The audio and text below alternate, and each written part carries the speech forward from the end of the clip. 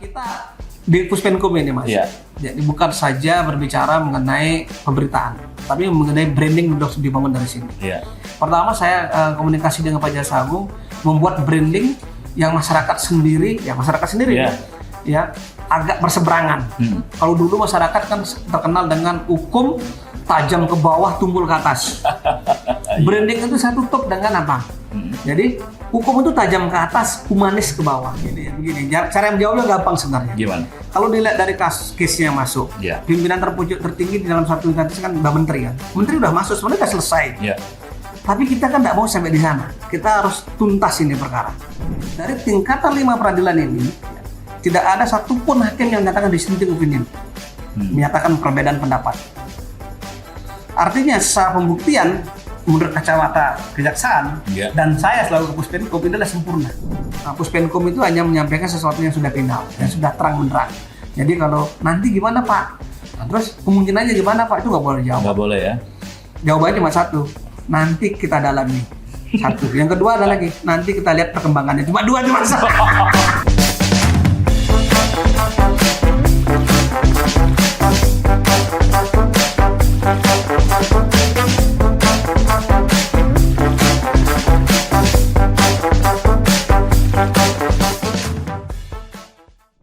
Selamat pagi pendengar, apa kabar? Jumpa kembali kita dalam Power Breakfast di Alsinta. Nah, tamu kita pagi hari ini adalah orang yang luar biasa.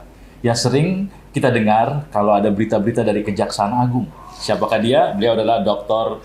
Ketut Sumadana, SHMH. Selamat pagi Pak Ketut. Selamat pagi. Apa kabar Pak Ketut? Alsinta, kabarnya baik dan sehat. Sehat ya Pak Ketut ya. Pak Ketut, sebelum kita ngobrol, kalau pagi-pagi gini, aktivitas ya. Kalau saya kan minum kopi gitu. Kalau Pak Ketut apa nih Pak Ketut? Kalau saya pagi-pagi harus membuat clipping paste untuk pimpinan, konsumsi pimpinan dulu. Jadi jam 5:30 kita membuat clipping paste. Clipping paste itu adalah clipping paste seluruh Indonesia. Kita kumpulkan semua berita, kita kasih konsumsi untuk pimpinan, khusus mengenai berita-berita tentang kejaksaan. Jam berapa tadi Pak? Jam 5:30. 5:30? Iya. Anak buahnya kasihan kali Pak. anak saya itu udah jam 5 udah bangun mereka, jam 4 udah bangun. Dia habis sholat subuh dia bikinkan clipping paste. Jadi kita bikin clipping paste itu tiap hari 2 kali.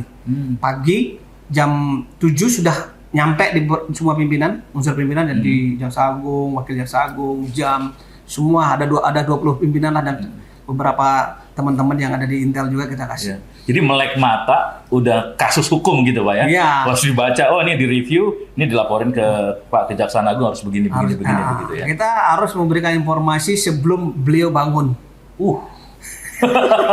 Sadis juga nih Pak. Kita harus lebih dulu tahu informasi mengenai kejaksaan di seluruh Indonesia. Baik itu yang tonnya positif, netral maupun negatif. Karena pimpinan biar bisa mengantisipasi ketika itu ada masalah yang menjadi viral, besar, yang membawa dampak negatif terhadap institusi. Ya, tapi emang begitu ya Pak Ketut ya? Itu sehari 2 kali loh kita bikin. Pagi sama sore ya? Termasuk libur pun kita bikin kan. Tapi emang apa, kalau Pak Kejaksaan Agung tuh selalu begitu ya?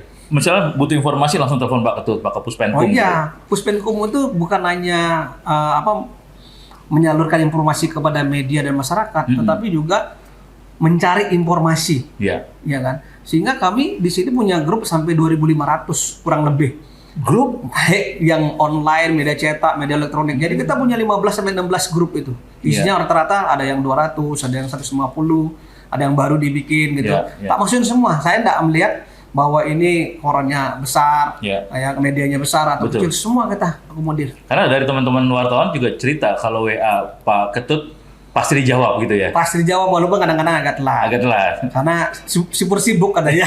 Karena Pak Ketut ini bukan hanya sebagai Kapus Penkum di Kejaksaan Agung, saya baca juga Bapak juga sebagai penguji ya Pak ya? Di kampus. Kadang-kadang ikut jadi narasumber di beberapa tempat lah, di BUMN, kadang-kadang diundang ya, di kampus diundang untuk sebagai penguji. Ya, itu untuk menyegarkan otak, merefresh otak. Emang passionnya di situ Pak? Atau selalu ingin menyampaikan sesuatu begitu ya? Dulu latar belakang saya memang dosen dulu. Dosen beberapa perguruan tinggi ya. Terus sekarang dikasih kesempatan, ya mau tidak mau kita harus merefresh lagi. Nggak mungkin hilang ketika kita sudah sibuk, tapi kita sempatkan juga untuk membagi ilmu sama teman-teman mahasiswa. Biasanya di seorang pria, seorang suami yang hebat, pasti ada seorang istri yang hebat Pak gitu dan keluarga yang support. Jangan sampai disalahgunakan gitu. Kalau suaminya kalau istrinya banyak nanti lebih hebat suaminya. Jangan. Yang jelas segini, yang jelas keluarga support saya semuanya sepenuhnya ya. Iya. Karena tugas seorang jaksa ini kan pindah-pindah ya. Kemudian harus kalau mau ngejar karir ya, kalau mau mendapatkan sesuatu harus berani meninggalkan sesuatu. Itu prinsip saya. Iya. Jadi kalau kita memang harus karirnya melesat misalnya kayak gitu ya, kita harus berani meninggalkan apa yang melekat pada diri kita. Itu harus sudah hukum alam lah kalau di kejaksaan, kalau di orang-orang yang tugasnya di pusat itu Kak Polri, hakim bersama lah kita. Soalnya saya lihat nih Pak dari track recordnya Pak Ketut ya, Bapak ini termasuk yang lumayan lama menjadi Kapus Penkum kan. Artinya sebenarnya berhadapan langsung dengan masyarakat, wartawan dan mensajikan data-data yang akurat ke atasan, pimpinan dan sebagainya. Ini 2 tahun bukan waktu yang lain kayaknya nggak kurang dari 2 tahun tuh Pak sudah rotasi begitu. Ini udah menjadi pembahasan di internal maupun eksternal. Berarti tepat saya ya. Iya, tapi ya karena ini kebutuhan institusi ya, bukan hanya kebutuhan pribadi yang harus kita bangun di sini. Bagaimana institusi ini bisa bergerak, bisa berjalan, informasi nyampe ke masyarakat, nyampe ke media, media menjadi enjoy juga kan. Karena kita membangun sesuatu seperti sekarang ini bukan hal yang mudah. Iya.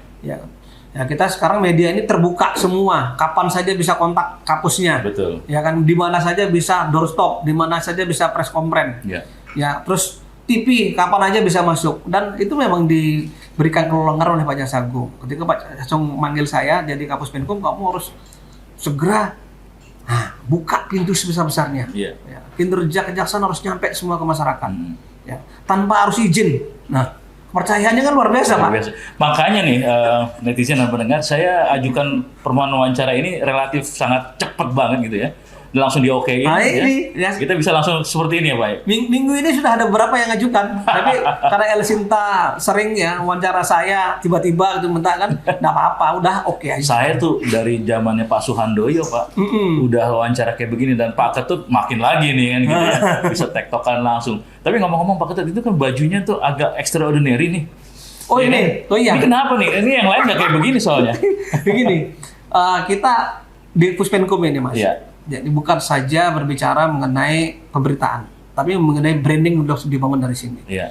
Pertama saya komunikasi dengan Pak Jaksa Agung, membuat branding yang masyarakat sendiri ya agak berseberangan. Kalau dulu masyarakat kan terkenal dengan hukum tajam ke bawah, tumpul ke atas. Branding itu saya tutup dengan apa? Jadi hukum itu tajam ke atas, humanis ke bawah. Itu loh. Harus mengayomi di bawah ini. Nah, kita bikin branding begitu, bikin bukunya, bikin beberapa beritanya, headline mana-mana, jadi menjadi miliknya kejaksaan sekarang. Pendegakan hukum humanis itu miliknya kejaksaan. Harus begitu ya. Nah, kita branding dari Puspenkum. Nah, kemudian saya tidak mau berpangkat berhadapan dengan teman-teman media yang ya cantik-cantik gitu kan, yang apa namanya istilahnya, saya nggak mau kelihatan serem. Jadi maksudnya friendly gitu loh, ramah-tamah muncul gitu. Terus orang juga nggak ada jarak kalau kita nggak pakai pangkat kan. Mau ngomong apa saja Pak, mau nanya apa saja boleh. Pantas ini, jadi pakai rompi ini pangkatnya diketutup. Pangkatnya nggak kelihatan. Oke. Nanti kalau pangkatnya kelihatan tuh, wah alangkah gagahnya. Kalau bintang 2 salah ngomong kan bahaya. Tapi kalau ketutup ini kan kebaik-baikan aja kan. Lebih kayak seorang teman begitu ya, menyampaikan sesuatu ya Pak. Jadi kita nyampaikan dari hati. Mereka juga nyampaikannya dari hati. Iya. Kalau kayak begitu, artinya skill public speaking, skill bersosialisasi udah pol semua Pak ya, udah bisa. Kebetulan di sini tidak hanya public speaking, kita harus belajar networking karena di sini di samping ada terkait dengan pemberitaan ya, juga kita punya bidang khusus mengenai hubungan antar lembaga. Jadi networking dengan partai politik, networking dengan legislatif, dengan eksekutif, dengan semua bidang termasuk wartawan, termasuk media hari ini itu harus dibangun dengan baik. Tapi hubungan terhadap tersangka nggak boleh. Nggak boleh dong. Nggak boleh bertamu ya Pak ya. Nggak boleh berteman. Iya, apalagi main badminton nggak boleh Pak ya. Tapi kadang-kadang begini, kita kan nggak tahu ini apakah besoknya menjadi tersangka apa enggak. Kita berteman sama siapa saja bisa kan.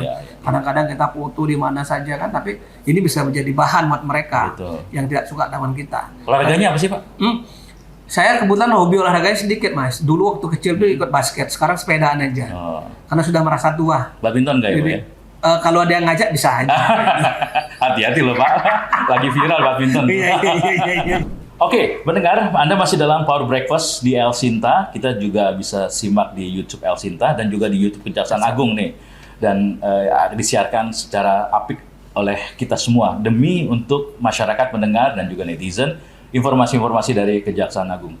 Pak Ketut, kalau nggak salah dulu sempat juga berkiprah di KPK. Iya. Kasus Aulia Pohan. Iya, benar. Terus kasus gubernur-gubernur ya. Iya. Sekarang ini di Kejaksaan Agung, apa bedanya Pak? Dulu di KPK, sekarang di Kejaksaan Agung. Kayaknya sih masih di bidang hukum, tapi kayaknya dulu garang banget ya Pak ya.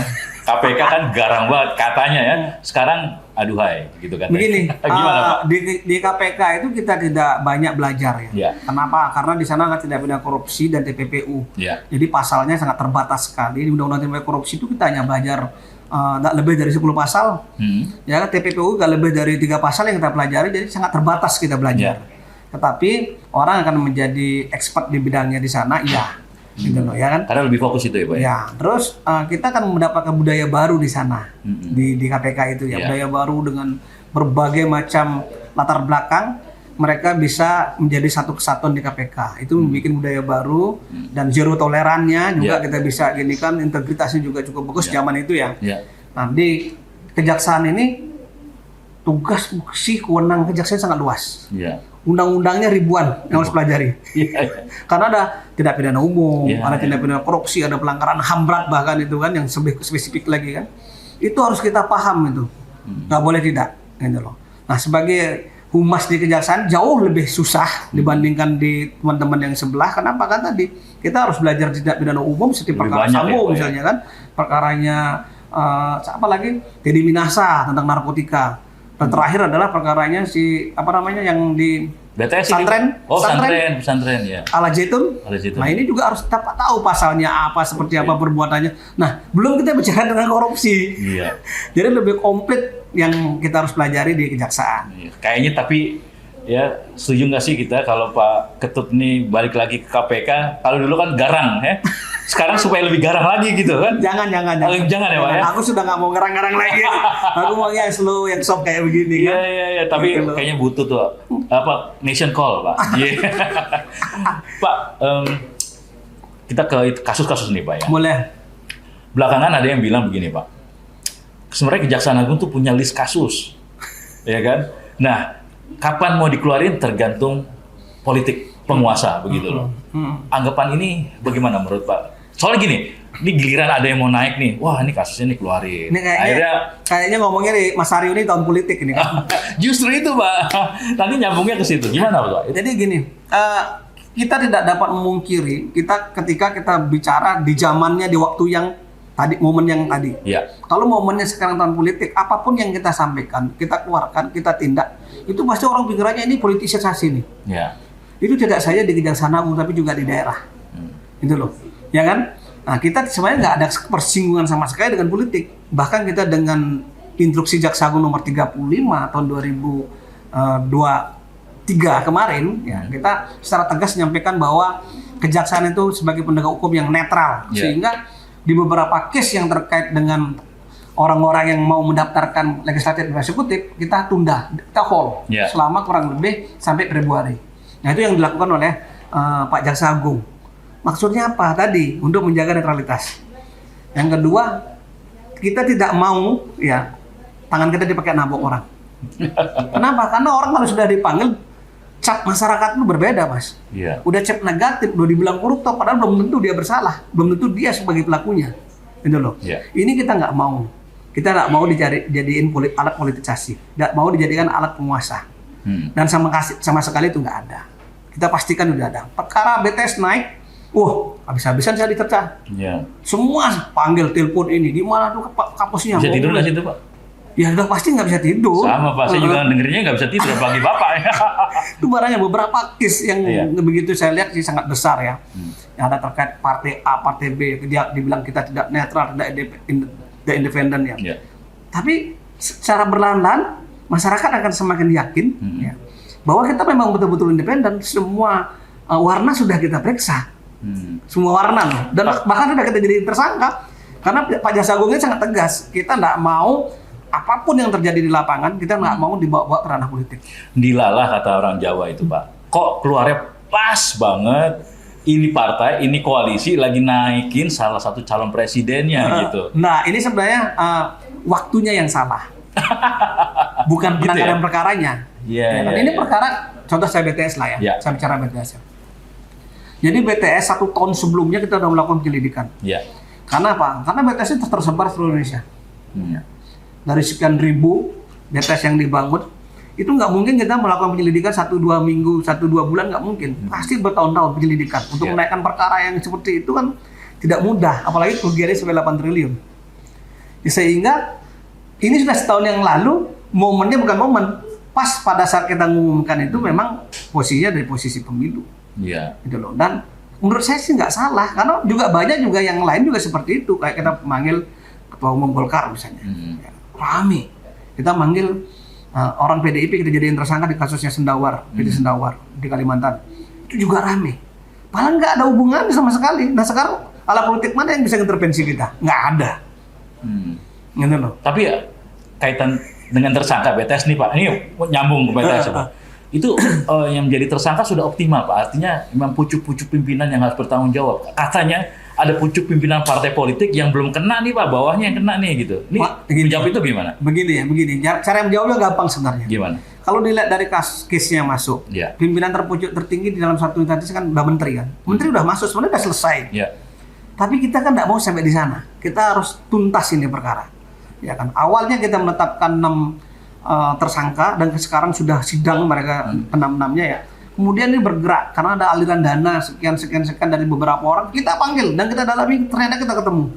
Tetapkan lagi 2. Terus tetapkan lagi 3. Akhirnya kita menetapkan kurang lebih 14 tersangka. Dengan 3 kualifikasi. 1 terkait dengan perkara pokoknya di pasal 2 pasal 3 Undang-Undang Korupsi dan TPPU. Yang kedua terkait dengan obstruction of justice, ada 1 orang perkara satu orang yang menjadi tersangka obstruction of justice.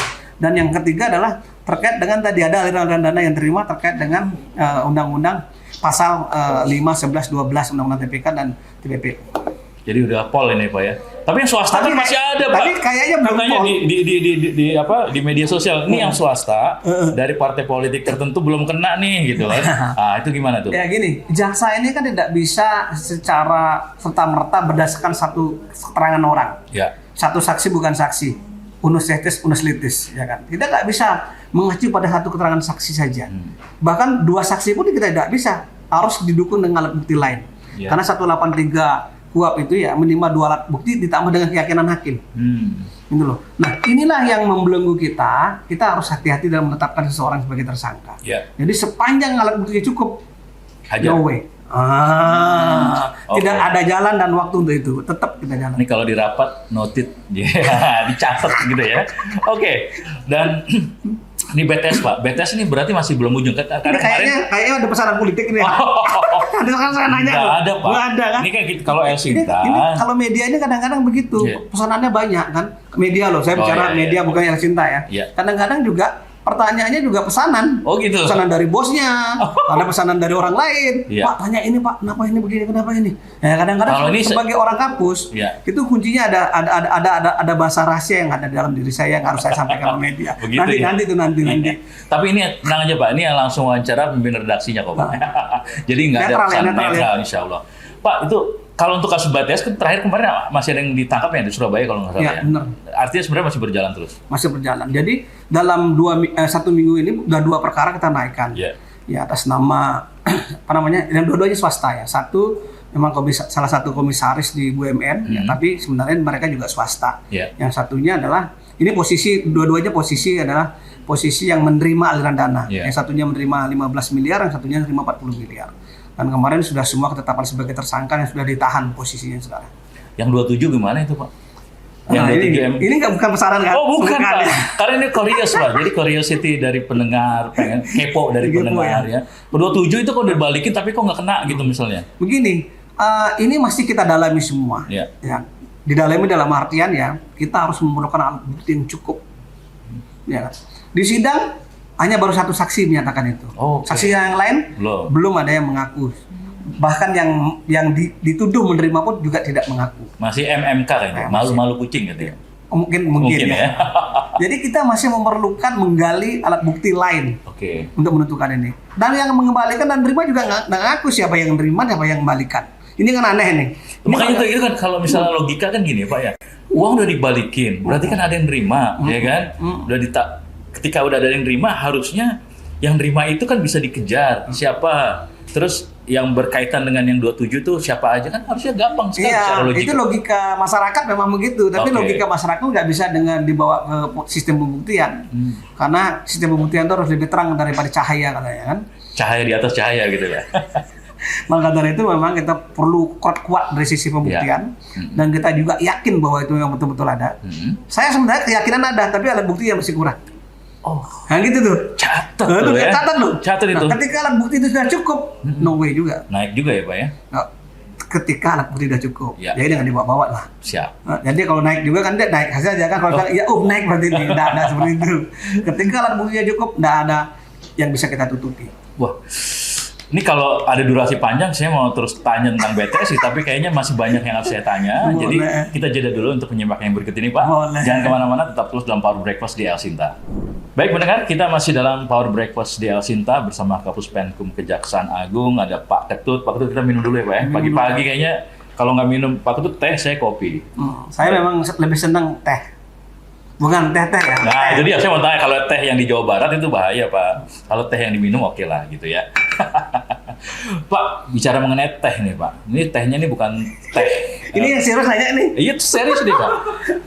Ini tehnya bukan teh yang di Jawa Barat, tapi teh Mirna, Pak. Nah, gimana? Salah kopi dong. Oh ya, kopi ya. Kopi Mirna nih, Pak. Berarti kopi Mirna, ya boleh. Ini gimana Pak? Gara-gara salah satu platform digital itu kok kayaknya ribut-ribut ingin ngebuka lagi. Padahal kalau kita konstruksi secara hukum, ini saya juga tahu hukum dikit ya Pak ya. Boleh. Agak susah untuk bisa dinaikin kalau belum ada yang majukan novum baru misalnya gitu.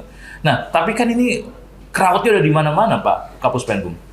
Begini, apa yang disampaikan ya oleh siapapun itu. Iya. Baik penasihat hukumnya, baik saudara Mirna, ya, sepanjang itu melalui koridor hukum saya akan menghargai dan sangat menghormati, gitu loh. Nah, mencari benar salah seseorang itu ada di mana? Di pengadilan kan, ya kan? Kecuali mau kepingin mencari pembenaran.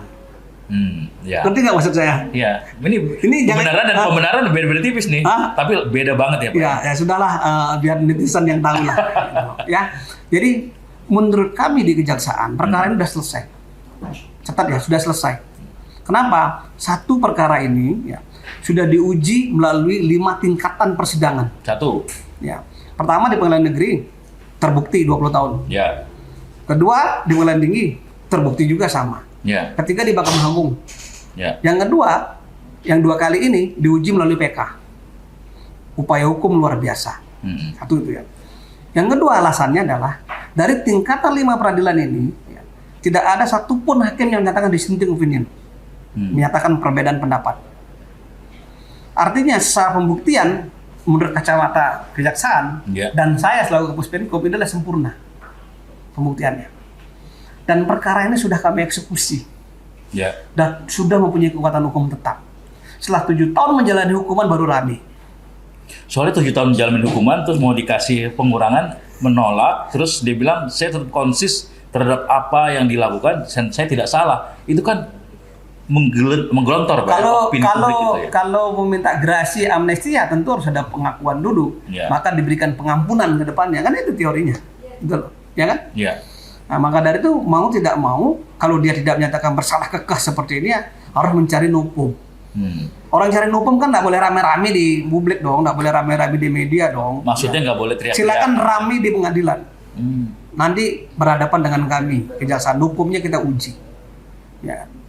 Kita tidak menyepelekan orang yang menyatakan diri nggak bersalah. Kita selalu menghormati proses hukum itu. Tapi tolong juga dihormati putusan pengadilan yang sudah punya kekuatan tetap. Karena ada dalam suatu asasnya, namanya res judicata. Semua putusan pengadilan harus dianggap benar, kecuali ada yang mengoreksi putusan yang sesudahnya atau putusan yang lebih tinggi. Jadi kalau sepanjang putusan ini belum ada yang ngoreksi, masih berjalan seperti sekarang, harus dianggap benar. Nah, kita ini penegak hukum, Mas. Kita menghormati hukum atau menghormati diri sendiri? Iya. Ya, karena itu permasalahannya. Itu loh. Oke. Ini ada WA Pak dari pendengar El Sinta Pak Ahmad di Cianjur yang bertanya mengenai kasus ini. Apakah lebih baik dengan crowd yang terjadi di media sosial, Kejaksaan Agung tidak melakukan proaktif untuk bisa menemui pengacaranya atau kuasa hukumnya dan sebagainya, atau sebaliknya, sudahkah pengacaranya ketemu dengan Kejaksaan Agung? Saya jawab ya. Boleh Pak. Jadi jaksa penuntut umum fungsinya adalah mewakili masyarakat, mewakili korban, mewakili pemerintah dan negara. Coba kita mewakili dan berposisi berhadapan dengan pelaku tindak pidana dan pengacara. Ketika kita saling menemui kayak begini, kita masyarakat akan menjadi lain cara berpandangnya. Ini nggak netral ini, wah ada main-main ini. Ada main mata. Ya, lebih baik kita sambil menunggu saja, sambil menghormati proses hukum yang akan mereka lakukan. Kita mau tahu apakah ada yang hukum baru nggak? Jangan-jangan sesuatu yang sudah diungkap semua di pengadilan dijadikan hukum. Ya kan?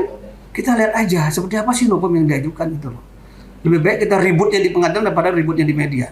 Kenapa? Biar tidak membelah seperti sekarang. Seolah-olah hakim menjatuhkan satu tindak pidana, ya, yang tingkatan tadi menjadi bias gitu. Tapi kan kayak sebuah film dokumenter ya Pak ya. Kejaksaan tuh melihatnya gimana sih Pak? Ini sebuah film atau sebuah fakta? Saya tidak mengomentari film karena saya bukan ahli film. Saya lebih baik mengomentari putusan pengadilan. Gitu ya Pak? Iyalah, kalau kita film ini orang LSF hukum, Pak, Pak. gitu. Kita ini orang hukum, kalau mau jadi sutradara, produser boleh kita bicara itu. Kita tahu yang namanya film itu kan bisa dibikin ya gimmick-gimmick tertentu. Tidak semua film yang dibuat itu murni sebagaimana aslinya. Harus sebagaimana aslinya terbukti dulu 20 tahun yang tulis. Iya. Berarti, bukan cari tadi. Di pengadilan itu adalah mencari benar dan salah. Berarti bukan confidence mencari Pak? pembenaran. Confidence ya, Jaksa Agung ya? Oh iya, kita biasa nangani perkara besar. Siap. Perkara-perkara gede. Kemarin kita nangani perkaranya Sambo CS. Iya kan? Nangani perkara Centuri, nangani perkara Asabri, AJS. Kita biasa nangani perkara-perkara gede, nggak ada yang salah. Pak, ini bukan lagi ke isu tapi lebih ke Pak saya pribadi nih Pak. Ini kan kasusnya kan gede-gede ya sebenarnya Pak ya. Kalau Mirna mungkin ya perhatian publik. Nggak gede juga. Ya nggak gede juga jadi sih Pak. Jadi antusias masyarakat jadi betul. besar. Ya. Terus yang tadi yang pertama mengenai BTS juga gede juga. Itu kan apa ya Pak ya? Standing Pak Kapus Penkum sebagai garda paling depan di Kejaksaan Agung kan Pak ya. Itu gimana Pak? Pernah nggak sih goyang sedikit itu Pak? Aduh, iya juga nih. Wah, gimana? Oke deh, apa sebenarnya Pak yang dirasakan Pak Kapus Penkum kalau ada posisi seperti itu, keadaan seperti itu? Saya begini, saya selalu perintah Pak Jaksa Agung sama saya dalam memberikan informasi itu harus tepat, akurat, objektif dan transparan. Saya balik nanya ke beliau, kalau kita melakukan sesuatu penindakan yang besar dan kita melakukan sesuatu yang tadi terbuka semuanya. Suka tidak suka kita juga harus siap dikoreksi Pak. Pernah dikoreksi Pak? Loh, banyak lah. Siap suka tidak suka anak buah Bapak di lapangan harus siap diadukan di mana saja. Itu ada satu konsekuensi. Kalau Pak Ketut dimarahin sama Pak Jaksa Agung gimana? Hampir tiap hari. Hampir tiap hari. Jadi kalau ada masalah di daerah yang selesaikan saya dulu di depan. Feel-nya gimana tuh? Wah, gue dimarahin sama bos. Sekarang marah dan tidak marah sudah biasa aja, sudah saya anggap tugas biasa. Oke. Jadi memang tugasnya Puspenkum itu ya menetralisir suatu permasalahan, memperkecil suatu masalah ya. Yang bagus kita menjadi memperbesar. Gimana caranya? Kasih insight ada satu strategi. Kasih insight dikit. Ini kan yang denger kan bukan hanya tentang masalah hukum nih Pak ya.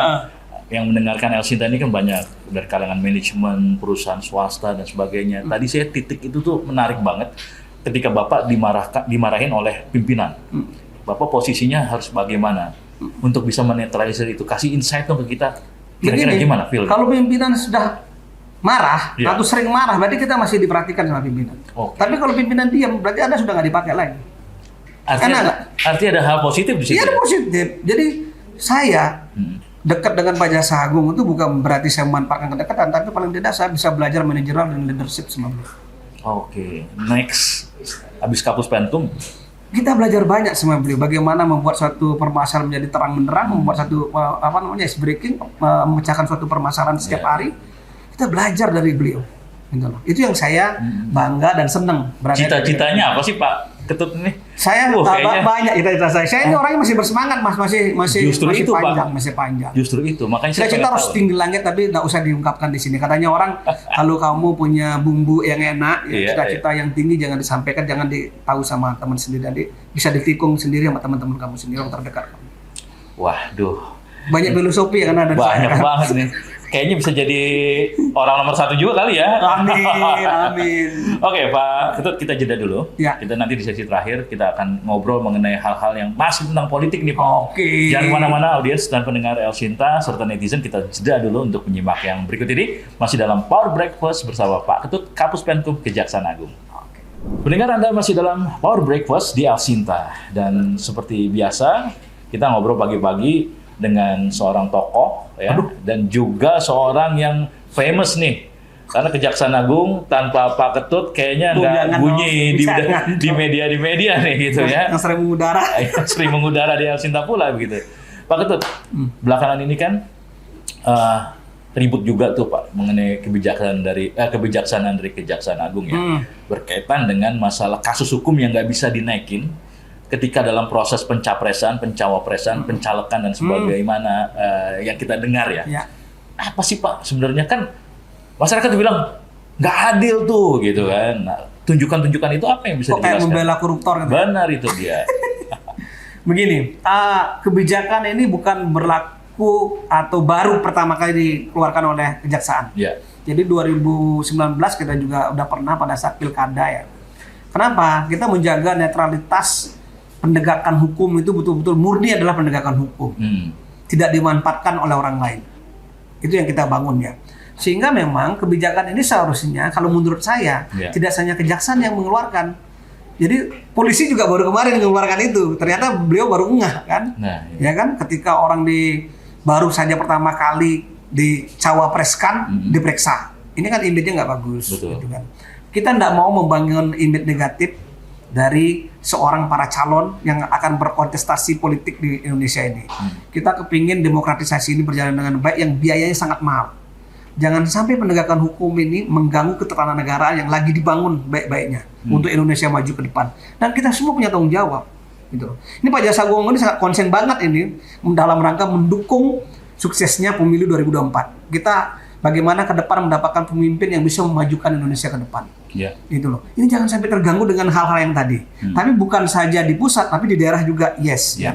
Karena dulu-dulu ketika pilkada itu banyak memanfaatkan forum komunitas daerah, ya, Kominda di daerah ini untuk memanggil seseorang ketika dicalonkan. Ini yang begini-begini kita harus antisipasi dengan instruksi Jaksa Agung. Ini yang dinilai nggak sehat. Ini yang tidak sehat. Ya. Nah, ini yang dinilai oleh Pak Jaksa Agung dulu pernah terjadi dan sering terjadi pelanggaran, dimanfaatkan seorang penegak hukum ini untuk memanggil seseorang agar saingannya ini dicap menjadi seorang saksi saja nih, dicap sebagai seorang penjahat. Ya, udah rame di dan beritanya di framing, akhirnya selesai gitu ya. Selesai. Akhirnya dia belum tentu bersalah, baru jadi saksi dan belum tentu dia pelakunya. Nah, kita yang begini-begini di hold dulu sampai pada bulan Februari ketika nanti sudah mendapatkan legislatif dan eksekutif, saya yakin bisa jalan lagi. Iya, ini ada pertanyaan juga Pak, masih berkaitan dengan itu dari Pak Ferdi di Makassar. Dia bertanya, kalaupun ada kebijakan seperti itu harusnya dilakukan secara equal, sama dong Pak di daerah-daerah, bukan hanya di Jakarta. Itu berlaku untuk di daerah, tapi untuk perkara yang ditangani oleh Kejaksaan tentunya. Tapi kalau perkara tidak pidana umum, ya polisi juga udah mengeluarkan kebijakan sekarang. Gitu loh.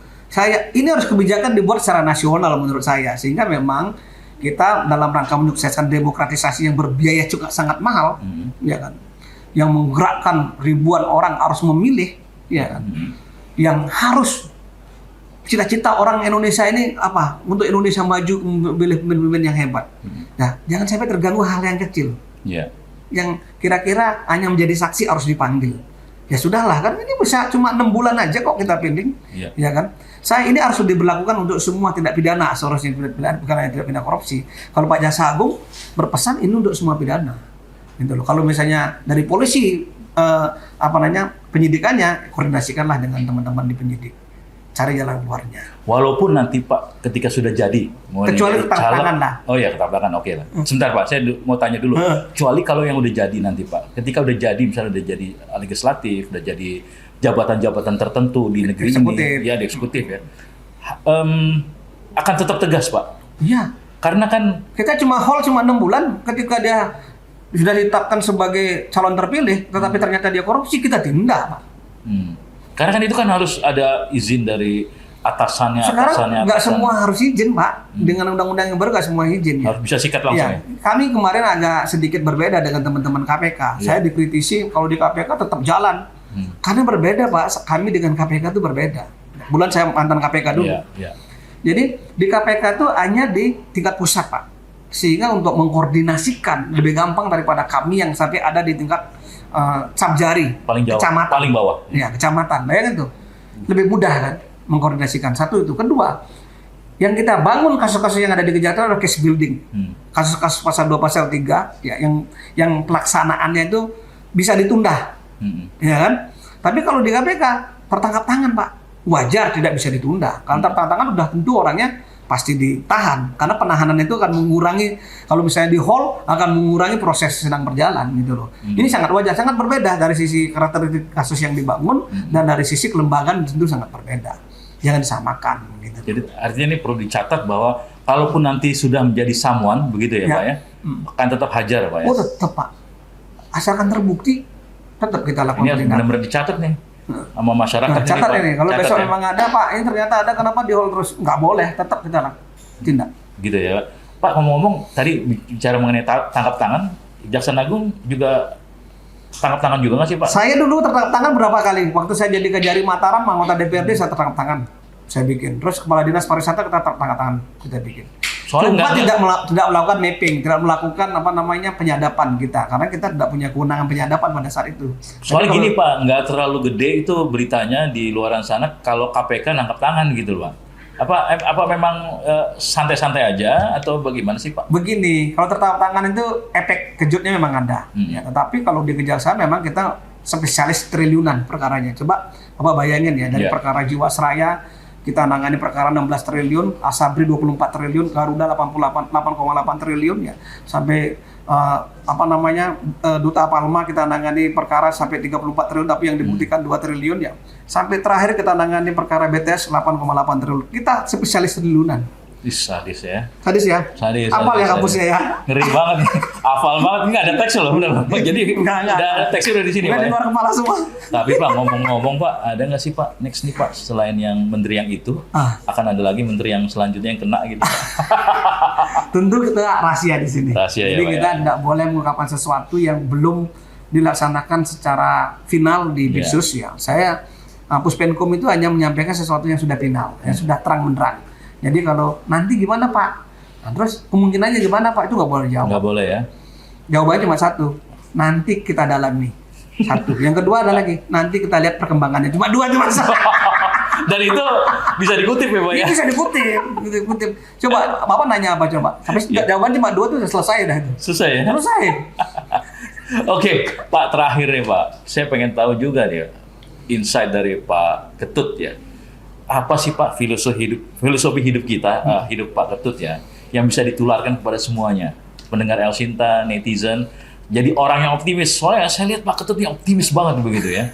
Walaupun kasusnya banyak, artinya yang dihadapi banyak ya. Dan pagi melek udah ada kasus yang dipikirin gitu, sampai merem nanti juga ada laporan lagi. Apa sih Pak? Kok happy terus gitu? Jadi saya berprinsip gini, semua pekerjaan itu harus diseriusin.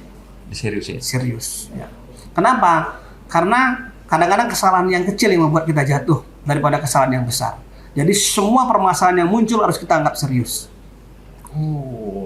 Jadi jangan remehkan permasalahan kecil ya, ya. Maka dari itu, apapun permasalahan harus segera ada solusinya, harus segera jalan keluarnya, harus segera kita selesaikan secepatnya.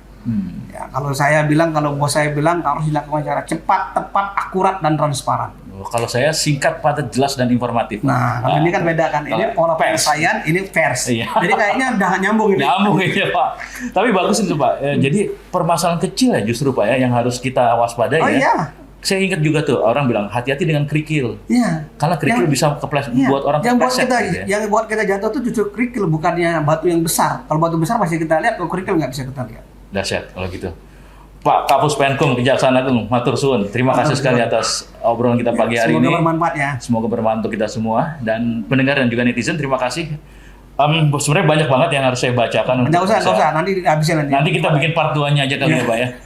Baik, sampai di sini dulu Power Breakfast bersama Kapus Penkum Kejaksaan Agung, Pak Ketut.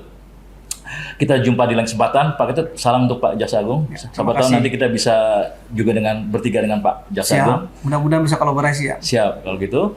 Kita jumpa di lain kesempatan. Terima kasih dan selamat pagi.